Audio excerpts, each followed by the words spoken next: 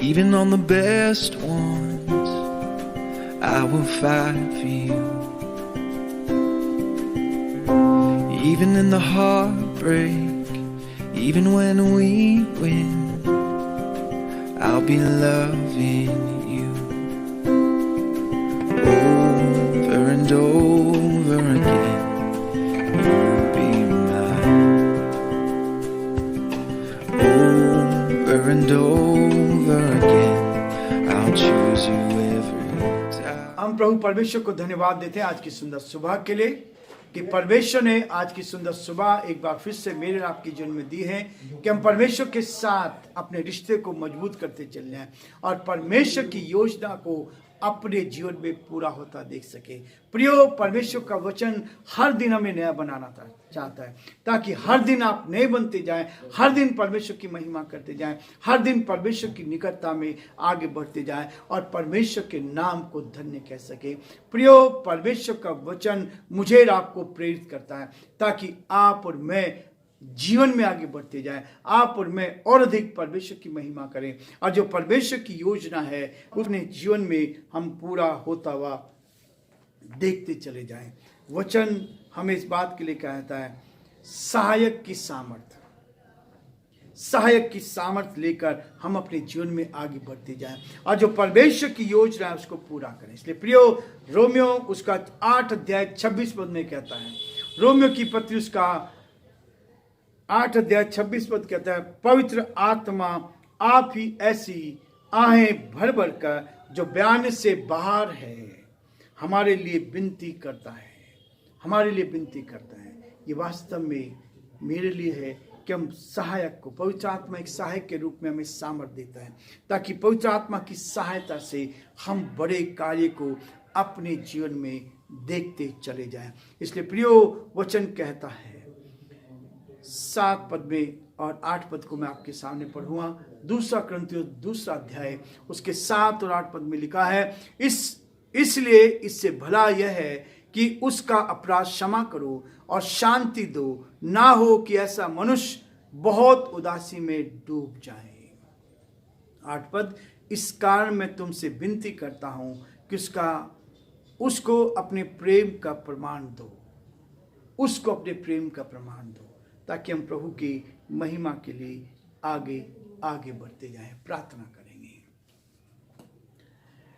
धन्यवाद और स्तुति के योग्य हमारे सामर्थ्य परमेश्वर, आज की सुबह के लिए धन्यवाद, आज के दिन के लिए धन्यवाद। हमारा हृदय आपके प्रति धन्यवाद से भरा है प्रभु कि आप अद्भुत युक्ति करने वाले पराक्रमी परमेश्वर हैं, हम पर दया करते हैं। हमारे सारे भाई बहनों के लिए हम प्रार्थना करते हैं उत्तम से उत्तम आशीष दे। सारे पासवानों के लिए प्रार्थना करते हैं, सारे फादर्स के लिए, सिस्टर्स के लिए, बिशप्स के लिए प्रार्थना करते हैं प्रभु।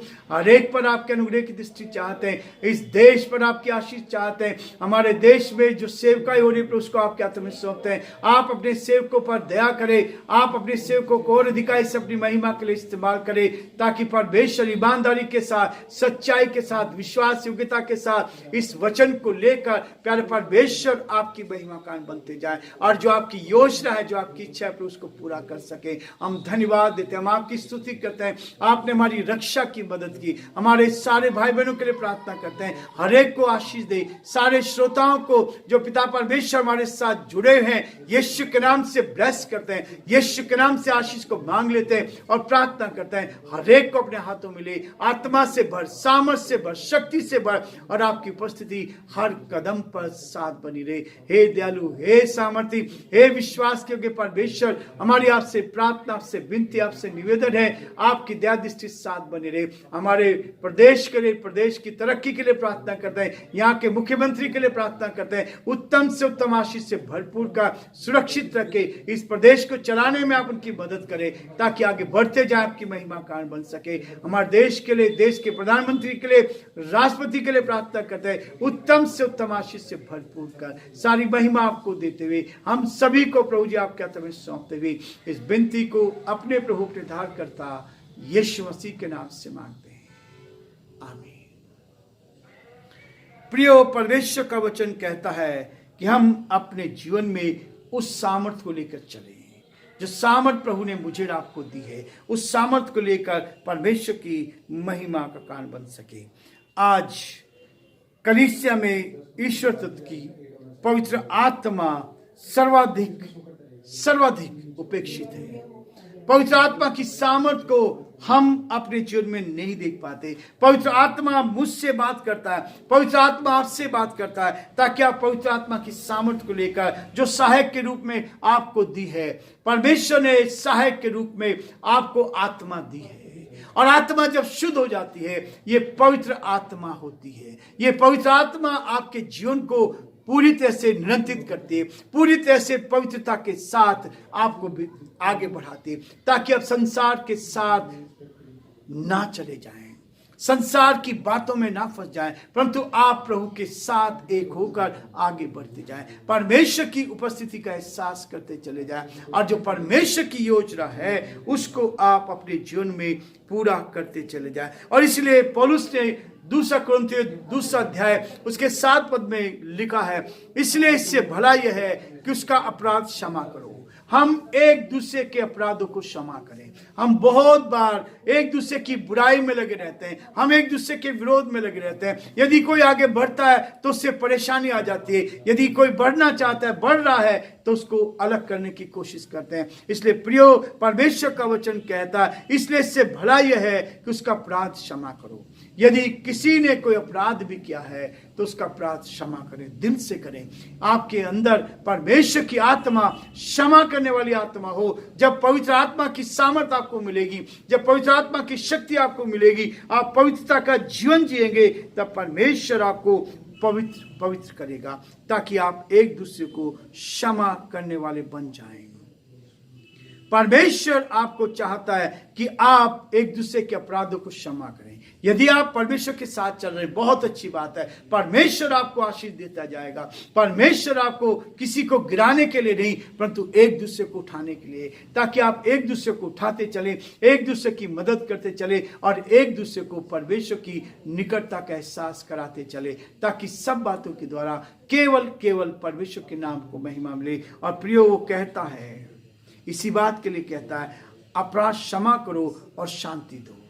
हम दूसरों के लिए शांति का कारण बने, अपराधों को क्षमा करें, दूसरों को शांति देने वाले बन जाएं, ना हो कि ऐसा मनुष्य उदासी में डूब जाए। हम किसी को गिराने वाले नहीं, हम उठाने वाले बने। प्रियो, प्रभु ने आपको उठाया जब हम दलदल में फंसे थे, जब हम पाप में फंसे थे, जब प्रभु ने मुझे बचाया, प्रभु ने मेरे जीवन को उठाया। और आज मेरा आपका कर्तव्य है, मेरा कर्तव्य है, हम एक दूसरे को उदासी में ना डुबो दें, परंतु वहां से उसको उठाएं, प्रोत्साहित करें, क्षमा करें, शांति दें। और शांति का संदेश, प्रभु कहता है कि शांति के संदेश को लेकर हम जीवन में आगे बढ़ते जाएं, और पवित्र आत्मा की सामर्थ को लेकर हम उसमें आगे बढ़ते जाएं, क्योंकि उसकी सहायता करो, ऐसों की सहायता करते चले जाएं। मैं प्रभु से प्रमुख बात है, प्रार्थना के क्षेत्र में हमारी मदद करना चाहिए, ताकि हम एक दूसरे को जो कमजोरी में है उसको उठा सकें, जो कमजोरी में है उसको आगे ले जा सके, जो कमजोरी में है उसको क्या करे, उसकी मदद करते जाए, और जो आप परमेश्वर की योजना है उसको अपने जीवन से हम पूरा करते चले जाएं। परमेश्वर चाहता है कि हम जो प्रार्थना करें, आएं भर भर का, जो बयाने से बाहर है। पवित्र आत्मा आपको सामर्थ देगा, ताकि आप एक दूसरे के लिए प्रार्थना में झुकें, एक दूसरे के लिए प्रार्थना करें, एक दूसरे को प्रोत्साहित करें, ताकि एक दूसरे को प्रभु में उठाते चले, और जो परमेश्वर की योजना है उसको आप अपने जीवन में पूरा करते जाएं। और इसलिए प्रभु चाहता है कि हम परमेश्वर के साथ उस जीवन में आगे बढ़ते और दूसरों को प्रोत्साहित करते चले जाएं, और दूसरों को उठाते चले जाएं, ताकि परमेश्वर इसके द्वारा हम सबको बहुत आशीष दे। प्रभु आप सबको बहुत आशीष दे। आज हम ये रुकना चाहेंगे, और कल फिर से हम परमेश्वर के इस वचन को लेकर आगे बढ़ेंगे, ताकि आप परमेश्वर के इस वचन को लेकर जीवन में आगे बढ़ते जाएं, और आप परमेश्वर की महिमा कारण बने।